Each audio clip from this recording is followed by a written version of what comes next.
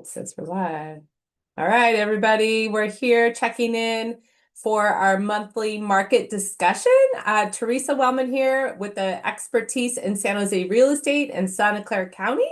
And Amitava here from BMO Mortgage. My NMLS ID 1685660. I'm your local mortgage specialist in Bay Area, working with all the top-end realtors, including Theresa. And we are happy to chat about how the market is, what are the different numbers, growth prospect, many things like fasten your seatbelt. We are getting into all this interesting information with you. Stay yes, tuned with us. yes, absolutely. So we're going to talk today about the big, beautiful bill. We'll talk about what we're seeing in the market.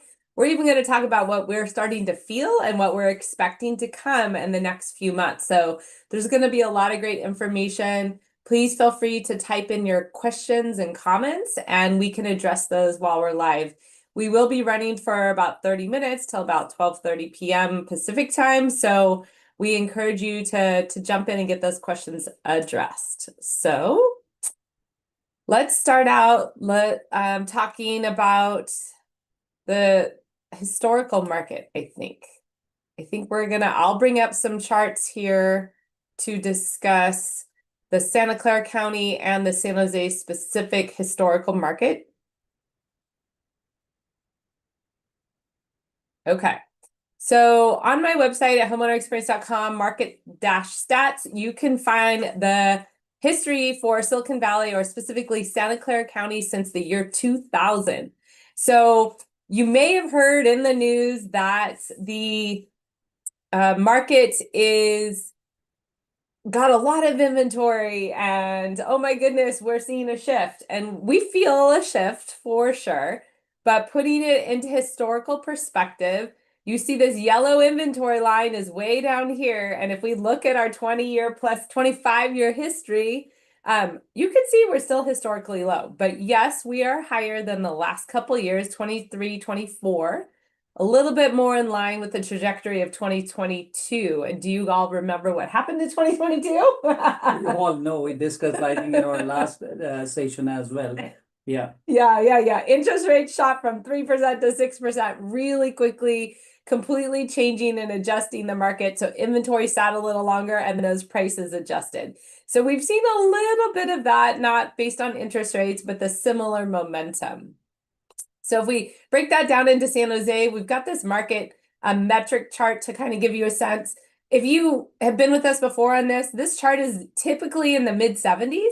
So we're definitely feeling a little bit slower, but we're still, by pure metrics and definition, in a seller's market. It's just a very mild seller's market, and there's some negotiations going on between buyer and seller. And it's very price sensitive. Are you seeing buyers price sensitive? 100%. And then on top of that, as you just mentioned, that is a mild seller market right now, because there are still certain pockets in Bay Area, if you just name it, like in Mountain View, in Sunnyvale, still it's a strong seller's market, I would say. But in other areas in Bay Area, if you go to Tri-Valley, like a Pleasanton, San Ramon, there is a significant price cut. So the needle is swinging a little towards the buyer's end, I would say, not completely a buyer's market. And as you can show from the seller's market chart out here, that generally we see this as middle of 70s. It is little swinging towards the middle. So basically, it's both the parties are now enjoying the show. Yes, exactly. There's much more negotiation. It's much more about prices and repairs and contingencies, like a normal market, which we don't normally have. Right. In the normal market, you are a very seasoned, well-reputed listing agent. Hardly you have seen like contingent contract. Yeah. But right now, I have seen all three contingencies based on a scenario. It's not like every house is getting contingency. Yeah. But yes, when it is rationally applicable, listing agent or seller has also anticipated like contingencies, like an inspection contingency on a hillside property. Yeah. If there might be any chance to inspect the crawl space or the foundation, then they're going to take it. Yeah, they're taking it. Yeah. Not on top of that, if someone is selling a house, buying a home, like departing residence contingency, we are also seeing that. Yeah. So things are pretty much balanced, I would say. And you have a more negotiation power if you are a buyer in this kind of a market. Yeah, and to point out, like you had said, it's different pockets. So that can be neighborhoods with good schools versus not. It also can be condos and townhomes are different than single family. And there's more inventory and less sales happening in the condo and townhome market. So the rhythm there is even slower. 100%. Yeah, and contingencies for sure. With a lot of the regulations going on with condos and approvals, we're seeing many more contingencies in the condo market. So that's absolutely true. Right. Like earlier, if you remember, like when there is a condo coming in market, there might be a litigation. That litigation does not relate to anything like structural or the safety of the condo structures. Yeah. Generally, people bound to put a non-contingent contract, but right now they are open. Like listing side is open. Okay, there is some like litigation going on between the builder and the HOA. We are okay to take a financial contingency on that. Yes, exactly. So we're gonna go ahead and pull up the San Jose chart. Actually, I'm gonna pull up a different perspective of the San Jose chart for you all to see. So a little bit of what we're talking about is the intensity in the Bay Area is usually very competitive. There's multiple offers. People are paying way over asking price. So this is a chart that I have been doing in San Jose for a long time to show the intensity of the overbidding or the percentage that people are paying over asking price. So the orange line is the average price, and this is the average like list price. So you see when there's a delta there, the average sales price versus the average list price. So when there's a big delta there, people are overbidding and paying way over. And that was happening in those 3% interest rates in early 2022, really intensely. We see it typically in our market, but you can see here at the end of the chart in our current times, that's basically shrunk down to zero. So on average in San Jose, we're still seeing 2% over asking, but many of those, that's after they reset the price. So about 50% of properties are seeing a price reduction, and then they may sell a little above that. Not all the case, of course, in the great schools, great neighborhood, great condition, a home can still sell more than that over asking from the first initial price.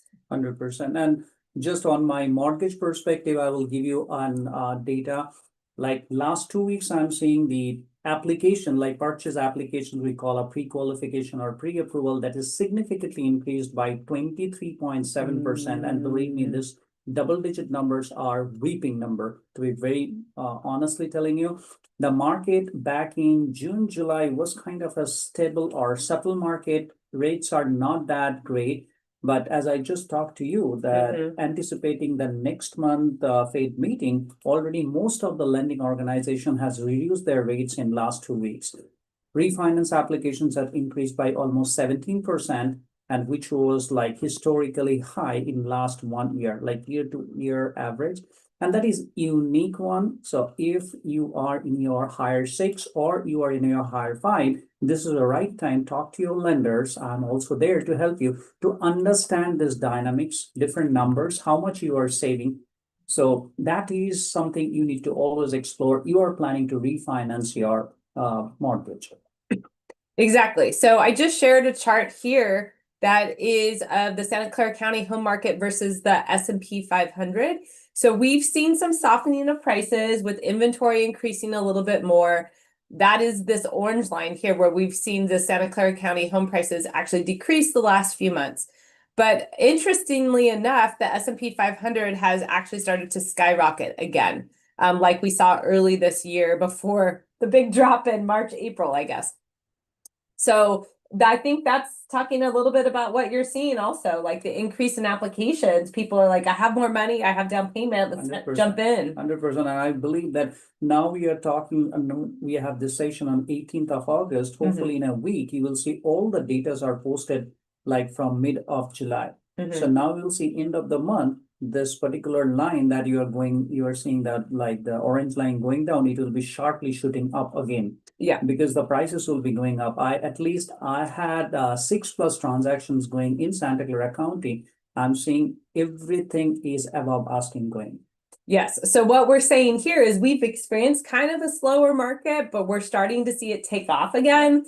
So if you're a buyer, you need to jump in as soon as possible before that word gets out and things start to shoot up again. If interest rates go down even more, that's gonna spur it even further. So because we're doing this supply and demand balance, right? And inventory has been dropping. Demand is starting to increase, which means it could take off again. We are in a very transitional phase right now, and I would always tell to all my buyers, timing, timing, and timing. That is the key in real estate. And as I just mentioned, as you see from this graph, like you might be saying, hey, I see this orange line is going down. That is just a data that is almost a month before. Easily, yeah. Easily. And Probably the 6 weeks. moment, exactly, the moment this month will be completed, you will be seeing just the other way around. Because I'm seeing personally, as I said, all 6 transactions in Santa Clara County are all over asking price, and they're significantly over asking price. Every such listing has average 5 offers being there, and that means you can understand. I'm not saying overbidding supremely, but as I said, it is a transitional moment that Theresa also mentioned. Timing is the key. Talk to your agent. We are there as a team to give you that, I would say, professional insight and nourishment. What would be the best strategy for you to get into that market and make your timing correct? Exactly. So if you have any specific questions you'd like us to address today, please do type that in the chat and we will get to those questions for sure. So one of the things that we talked about, besides now we're expecting kind of the market to probably heat up a little bit here in the fall, is there's been some things announced in government as well, like the big beautiful bill that can help with affordability as well, right? 100%. And if you allow me to talk a little bit about Theresa, so we all know on 4th of July, one big beautiful bill has been passed. And there are certain, I would say, motivations for the first-time home buyers, or rather the investors in this particular space. So I would rather request Theresa, if you can pull up this our chart so they can understand that what we are talking about here. So Big Beautiful Bill has certain, I would say, motivational factors for the real estate people, like those who are investors, also for the home buyers, or rather that who has like houses or planning to buy houses. So as you see the chart on the screen right now, so before 2018, the cap was $27,000. So what is the SALT is all about? SALT is basically state and local taxes. So now between 2018 to 2024, that cap has been reduced to $10,000. So what does it mean? I'm giving you an example for it. Like suppose your property tax is $10,000, okay? And your state tax is $15,000. That means total 10 plus 15 is $25,000. But technically, till 2024, your deduction is only 10K. So you cannot claim any additional 15K or whatever it is on it. Now, due to the Big Beautiful Bill, till 2029, that cap has been increased up to 40K. So what is the benefit for the home buyers out here, or the mortgage people who are paying mortgage? They can add some itemized deduction, like a mortgage insurance, like mortgage interest. Any itemized deduction you can add on this. So, and what is the long-term implication? Again, along with the interest rate reduction, you need to think those who are buying, they're enjoying this tax reduction or exemption, or they can claim more. That means this will revitalize the home buying process, or I would say it will create another war situation between demand versus supply. Yeah, it's just increasing our demand because more buyers can now afford 100%. or will see the benefit of having more deductions, right? Correct. And that is when she mentioned about the Big Beautiful Bill and what are the implications in our real estate. That is what we are talking. It is huge. You try to understand, like, you might think like just 10,000 cap versus 40,000. It's not about 30,000 increased cap. It will increase more than like $1.7 billion additional like tax revenue that can be generated along on a county like high tax county, especially like Santa Clara County or New York County. And why this is important? Because we are living in an area like in California, high tax brackets area. So this is hugely important. So if you are paying taxes, it is important.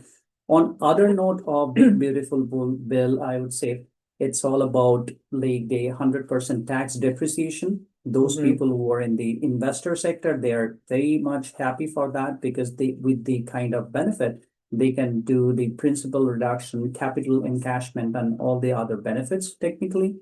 So I would say this is something you need to think about it. Like if the interest rate will go down, and that is eventually what we are seeing into the market. That is about to come, because that is the kind of promise or kind of announcements in different forum we are seeing from the current administration. So being that said, this is the time. This is the time, especially I'm very confident that end of this year, Q4 would be a quarter when we will see a tons of refinancing, tons of new purchase will be on the board. So I would say do not delay.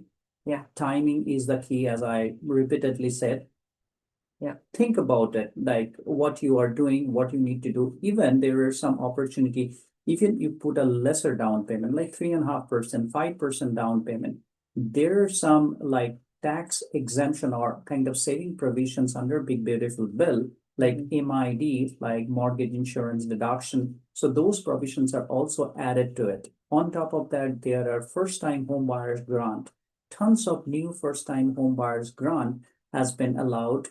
So talk to your lender, find out those options, how you can structure your financing related to your home purchase or kind of home selling. Even I would tell you, if you're a home seller, okay, and your house in such a condition that you need additional 100,000 to make it up to a certain stage where you can make it very attractive to your seller, talk to your lender for a HELOC, home equity line of credit. Right now with BMO, we have a promotion going on, 5.99% note rate for 6 months, 6.99% for 12 months.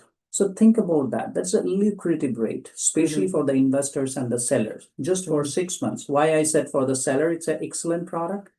You can take that 5.99.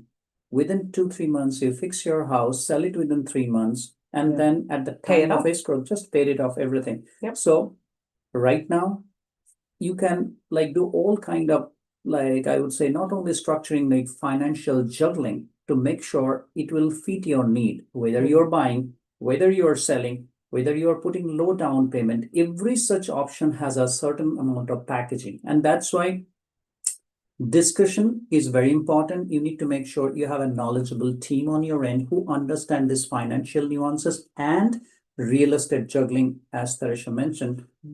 So that's all. I think this is a takeaway from the SAR deduction that we just shared from this 25 to 2029 that we are on board. So please try to talk to your tax advisor how you can do those itemized deduction, and definitely try to apply it. Yes, absolutely. I think everyone here in the Bay Area will really appreciate that increase because of our property taxes and because of all the different taxes that we pay, for sure. So again, we welcome any comments or questions. Please do put those in the chat and we'd be happy to address those specific questions. So we will just continue and talk a little bit about what we're seeing in the market. Were you at any open houses this weekend? Oh, I had few, I would say, like last week also did, this week also, we did some open houses.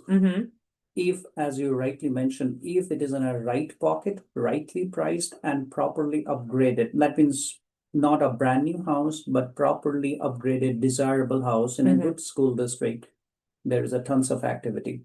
I've been in some in Mission area, like Mission San Jose area. I have in San Jose and Pleasanton area. I've seen good amount of traffic. Average like 20 plus groups on both the days. That is showing a very steady market. Yes, and stronger than we were seeing a month or two ago, for sure. So we're starting to see that. I'm seeing the same thing, like open house attendance is starting to pick up a little bit. There's some new buyers jumping in right now, and that's putting more demand into the market when, again, inventory is a little bit low. So hopefully after Labor Day, we see a little boost in inventory. It's hard to say. Sometimes in the fall we do, sometimes we don't. And if we don't, wow, it's going to be interesting. If already, as I mentioned, like most of the lenders, including us at BMO, we already reduced the interest rate, anticipating the fact that the Fed will reduce it. So being that said, like if I'm already seeing there is an increased amount of activity on purchase side, so I'm not very hopeful that the inventory will be up, because inventory will be there, but quickly eaten up by the demand. So that will be happening. If I'm not super wrong, but after Labor Day, we are optimistic that definitely new inventory will be coming, but you are not seeing on the board because it will be eaten up quickly. So fast, yeah. Yeah, I've got a couple coming, one the week after Labor Day and the one the week after, and it'll Wow. be interesting to see because I do feel that momentum and they're been working on preparing those properties, so hopefully they'll be what the buyers are looking for. 100%. And Yeah. on those open houses, we will be there as well. So if Yeah. you think like after this, you want to come and talk to us, always feel free to like come and chat with us. Yes, and they're both one's in prime location near downtown Los Gatos. The other is in great schools in Union School District in Cambrian. So both have location factor as a driving for interest in that neighborhood or in that area. So And over time, Cambrian is like one of the hottest area. yeah, they have seen some of the best year-over-year appreciation for sure. So any questions that we can help or answer, we would love to hear your questions. And we've got several people listening in that we'd love to hear your specific questions about the market that maybe we haven't addressed. Hopefully this has also been a good update on what's actually going on in the market and kind of what we're seeing. Just to recap, if you've jumped in late, we're seeing that the market is, still a seller's market, not as strong as it was in January, February, but we're starting to see it pick up again, and we anticipate the fall to be really strong. And lenders have already baked in improved interest rates, anticipating what's happening with the Federal Reserve in September, mid-September. So lenders don't follow that Federal Reserve number exactly. They do use it as a gauge, and it is sort of affects it, but this is the thing to know. If you want to be early in, you should, pay attention that lenders are already baking that in, and you can get those better rates now before everybody hears about it and jumps into the market. So Right, and that's the key factor of it. Like before entire market is aware of it, what is going around, then you will again get into the competition. And I always believe that it's just like a very whimsical thing that when everyone's trying to buy, then other people also start buying. Yes. Everyone is not buying, then I'm not buying. So please Yeah. break the myth. Listen to the professional pros like us and listen to them. I'm not saying definitely not listen to your friends and families who bought home. They have a good experience. They are well wisher for you. But all the time when my clients come back and say, hey, my friend says this, I always respectfully tell them that's very true. But try to understand your friends might bought a house 1 year back, like 5 years back, or even like few years back. Every quarter, the real estate dynamics will change. Yeah. Believe me, if you remember that we are talking about the data that Theresa mentioned on the screen, then it's a month data, like maybe 6 months old data, like we are anticipating the moment the data will be updated, you will see the curve will change. That means the pattern will swing from one direction to another direction. So being that said, timing and discussion with your professional team is very important. Please do so before it is kind of a late, and the demand supply is very critical that point of time. Yes. So yeah. Oh, I was just gonna say, so to visually see what Amitava is talking about, right? Is these rhythms here of supply is the yellow line and green line is demand or the sales that are happening. The demand is trailing here because those are closed sales. So, we're seeing that starting to tick up, at least with overbidding and prices. So know that we're kind of at that tipping point. And if we go back to certain years, like 2018 was a really interesting year. It was very low inventory. Then the inventory shot up and it shifted. But then in 2018, the inventory was really high, but then it dropped drastically. And prices started to take off really soon after that. Some of those years when we have low inventory in the fall and good demand and there's just not enough houses, we can have a really strong January and February too. So, and I'm looking at the data. I'm not very surprised in 2026, mid of 2026, you will anticipate similar trajectory on the chart prices, that you see in 2018. If you ask me why, the simple reason is 2025 taxation will be due somewhere in April in 2026. So all this itemized deduction, SOL deduction, or bonus depreciation for the investors will happen at that point of time. And interest rate, we are anticipating whatever right now will be reduced by another 0.5 point to a point if we are super optimistic that way. Yeah. if that both thing will happen together, or all those dynamics are going parallelly with each other, for Demands. sure, demand will be supremely high Yeah. and the inventory will be going for sure low. That Yeah. means overbidding, market would be crazily again back to the seller's domain. And that's the nature in Bay Area market. I haven't seen in last 10 years, maybe only 1 year, including all the quarter, or 2 years, including all the quarters, would be a Mhm. buyer's market truly. But out of it, 80% of the market cap for last 10 years are sellers domain. Yeah. Yeah. So- And I mean, if you go back and look at our chart, if you look at the very beginning, so these gray lines, vertical lines are the beginning of each year. You see prices just shoot up at the beginning of every year. Yeah. Part of that is that anticipation. It's of like demand and everybody jumping in with new tax rules or the holiday season over, but inventory is so low. So the overbidding just really takes off. So fall is an opportunity. Typically, we're not guaranteeing it's not going to be overbidding, but it's more of an opportunity typically than January, February to get in as a buyer. And sellers can, it's hard to say when the best prices will be, but it's a good market for sellers. It's still technically a seller's market, as we addressed earlier. So please let us know if you have any questions. We have about 5 more minutes before we sign off, and we're happy to address any questions that you might have. Do you have any question on our chat board? No, nothing. No questions in the chat right now. So we welcome any of those questions to jump in. And yeah, so I think that's kind of what we're seeing. We're seeing, you know, a good, strong market that we're expecting to get even stronger, which isn't the greatest if you're a buyer because it gets harder. 100%. And that's why we are here. We are trying to educate and try to share our experiences that we are seeing every day. And it makes sense, like when as a community, because of always we believe that apart from our professional journey, we are also a community care, kind of a caregiver. Community caregiver is Yeah. the right word on our financial spectrum, that we can share our knowledge with our community team, that they understand this dynamics, so Yes. that they will act accordingly and take their financial wealth. Yes.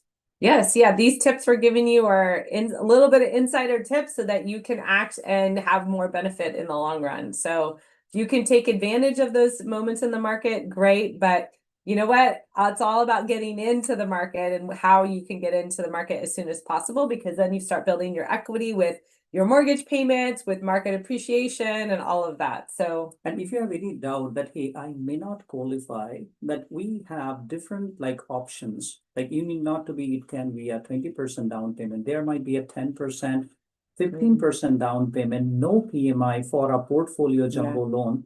Because most of the loans in Bay Area are mostly like more than $1 million. They can be structured as a jumbo portfolio with a lower possible interest rate, or there are different options. So I would say start your journey by understanding your numbers. That is very important. Then talk to your realtors. They can do the matchmaking correctly, because sometimes it happens other way around. I think we talked multiple times the same thing, that you think like I'm all good, and I will start looking into a property that I may not be qualified for. yes. So better understand your financial minimum, financial mid and max, Yes. and then connect with Theresa and as a team, that we can give you that guidance. Because see, ultimately the guidance is important to structure your financial dynamics. Yeah. Yeah. And then I was just gonna say, it's also really important if you're in multiple offers to have that really strong team front. It's not a time to be shopping rates. That time is to be done before you find the house. So 100%. absolutely, if you want the best insight and the best guidance and advice, get the financing done first and be confident in your financing, then go find the house and focus on the house and winning that offer. And then how do you move in, or what repairs and upgrades you want to do before you move in? Right. When people have a question, should I shop rates and things? Try to understand two things. You can definitely shop rates and things. You might get anytime 0.125 better or something better in some credits from here and there. But this knowledge, this service and closing is very important together. Because when your team is vouching your credibility to the listing agent, they know what your financial numbers are. And they have confidence. They have confidence, and this is very important. And being a very successful listing agent, she can give her, like, what you want to share, like when you receive an offer, then when you talk to a lender, what you want to see in a buyer. Yeah, absolutely. I mean, it's really important as a listing agent or the eyes of a seller. So it's my job to vet everyone for the seller. It's important to know that the lender is going to be part of the team, is communicating, has validated the whole portfolio of this client. So ideally they're underwritten or they're like a slam dunk W-2 client and there's no concerns, they're pre-approved, all their paperwork is in. And that client understands their numbers and understands scenarios and maybe even has a backup plan if something doesn't work out with an appraisal, for example, they've got a backup plan. And you only come up with that when you have a team, a lender on your team. And as a listing agent, I'm asking these questions because I want to pick the buyer who's most prepared financially. 100%. And who has the backup? I would say backup to backup, you have it.